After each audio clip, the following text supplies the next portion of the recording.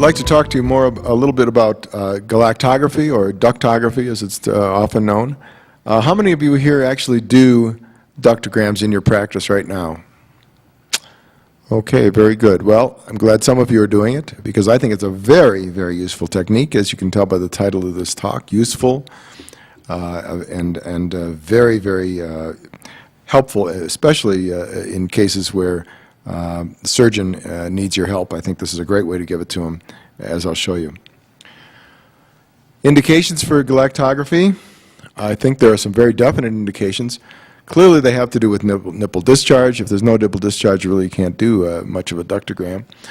The discharge, however, has to be very specific in its type and its particular characteristics. It should be spontaneous, unilateral, and coming from a single duct in virtually every case. I have seen rare cases where there is discharge from more than one duct where it proved to be pathologic, but it's extremely rare.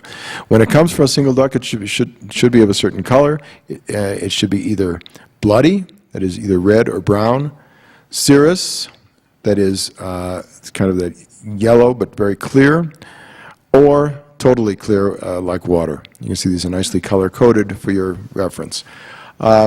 But truly, if it isn't one of these colors and it doesn't meet these features, you probably shouldn't be wasting your time and the patient's time thinking about ductography. Especially if it's bloody, because we know these bloody nipple discharges have a high association with papillomas. There's a nice illustration from one of Netter's books by John Craig showing just this kind of presentation. There are some relative contraindications to doing ductography. I've already referred to some of these.